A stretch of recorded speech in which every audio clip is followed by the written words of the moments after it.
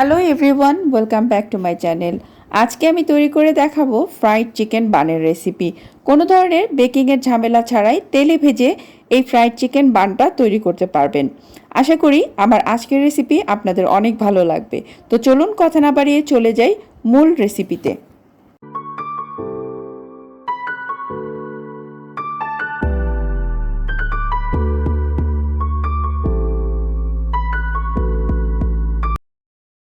এখানে কুসুম গরম আমি হাফ কাপ পরিমাণ পানি নিয়ে নিয়েছি, তার মধ্যে আমি 2 টিস্পুনের মতো ইস্ট দিয়ে দিলাম।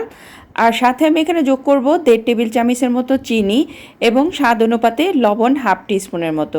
এটাকে দিয়ে একটু গুলিয়ে নিচ্ছি এবং 5 মিনিট আমি রেস্টে রেখে দিচ্ছি। তো 5 মিনিট পরে আমি এটার সাথে একটা ছোট ডিম এবং সাথে আমি যোগ করে দিচ্ছি 1 টেবিল চামচের রান্নার অয়েল। এটাকে দিয়ে আমি ভালো করে গুলিয়ে নিচ্ছি।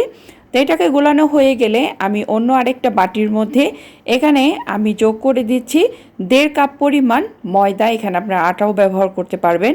তো আমি এখানে দিয়ে এটাকে ভালো করে চেলে নিচ্ছি। আর চেলে নিলে যেটা উপকার হয়, এটা ফুলতে সাহায্য হয় অনেক। তো আমি এটাকে দিয়ে এখন যে মিশ্রণটা তৈরি করে রেখেছিলাম সেই মিশ্রণটা এটার মধ্যে পুরোটা দিয়ে আমি একটা স্প্যাচুলা দিয়ে ভালো করে মিশিয়ে নিচ্ছি, কারণ এটা এই পর্যায়ে একটু বেশি স্টিকি থাকবে, সেই কারণে আমি এই স্প্যাচুলা দিয়ে এটাকে মিশিয়ে নিচ্ছি। আর যদি এটা খুব বেশি নরম হয় তাহলে এখানে আপনারা সামান্য পরিমাণ ময়দা অ্যাড করে নিতে পারবেন। তা আমার মনে হয়েছে যে আমার আরেকটু দরকার হবে বেশি নরম, সেই কারণে আমি আরও 2 টেবিল চামচের মতো ময়দা এখানে অ্যাড করে ভালো করে এটাকে আমি মথে নিচ্ছি এই স্প্যাচুলা দিয়ে। এ পর্যায়ে আমি আমার হাতটাকে ব্যবহার করছি, ঠিক এইভাবে দেখুন। এখানে ভালো করে আমি 2-4 মিনিট মথে এটাকে আমি কাভার করে দিব। আপনারা চাইলে এখানে প্লাস্টিক র্যাপার দিয়েও র্যাপ করতে পারবেন। তো আমি ফিরে আসছি এটা ডাবল হয়ে আসা পর্যন্ত।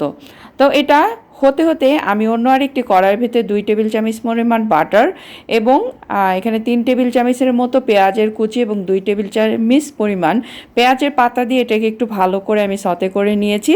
তারপরে এখানে আমি 2 টেবিল চামচ পরিমাণ ময়দা দিয়ে এটাকে হালকা আঁচে আমি ভালো করে ভেজে নেব। আর এটা ভাজা হয়েছে কিনা একটা অ্যারোমা বের হবে। তো ওই পর্যায়ে আমি এখানে 1 কাপ পরিমাণ লিকুইড মিল্ক আমি এটার সাথে মিশিয়ে দিয়ে এটাকে ভালো করে জাল দিয়ে নিব। তারপরে এটার সাথে আমি একে একে এখানে শ্রেডেড 1 কাপ আমি চিকেন দিয়ে দিলাম। দেওয়ার পরে এটাকেও মিশিয়ে নিব। এটার সাথে এখন আমি যোগ করে দিচ্ছি 1 চামচের মতো চিনি এবং স্বাদ মতো লবণ এবং হাফ টিস্পুনের মতো গোলমরিচের গুঁড়ো। তো এটাকে দিয়ে আমি ভালো করে এভাবে লো মিডিয়াম ফ্লেমে আমি এটাকে কুক করে নেব। আর এটা যখন এরকম ঠিক হয়ে আসবে এটাকে আমি নামিয়ে নেব। তো এ পর্যায়ে আমাদের দেখুন এটা কিন্তু ফুলে ডাবল হয়ে গেছে। তা আমি এখন এটাকে এই বাতাসটাকে বের করে দিয়ে হালকা করে আমি এই কাউন্টার টপের উপরে একটু ময়দা দিয়ে আবার একটু মেখে এটাকে শেপটা আমি দিয়ে দিব। তো এভাবে আমি আরও 2-4 মিনিট এভাবে মথে তারপরে এটাকে আমি একটা শেপ দিয়ে নিচ্ছি। ঠিক এইভাবে দেখুন লম্বা করে এখান থেকে আমি 5 টুকরো করে নিয়েছি, আপনারা ছোট বড় করে নিতে পারবেন।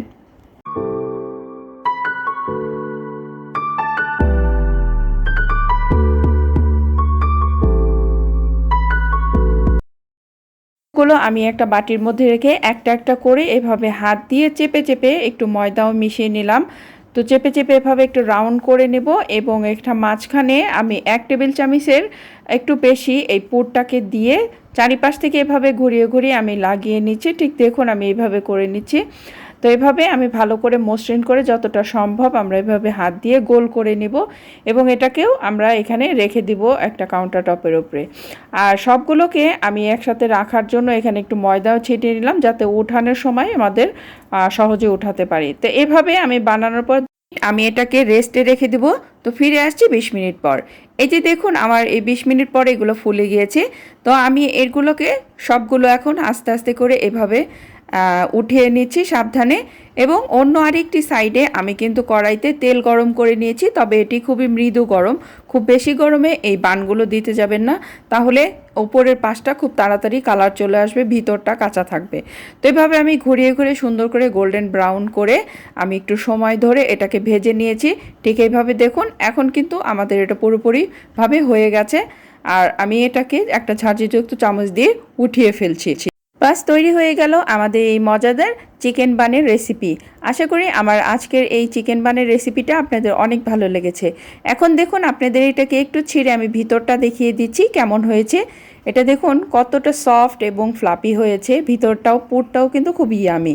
তো আশা করি আমার আজকের রেসিপি আপনাদের অনেক ভালো লেগেছে। যদি ভালো লাগে অবশ্যই একটি লাইক করবেন, আমার চ্যানেলটিকে সাবস্ক্রাইব করে আমার সাথেই থাকবেন। তো দেখা হচ্ছে নেক্সট ভিডিওতে, সে পর্যন্ত সবাই ভালো থাকুন।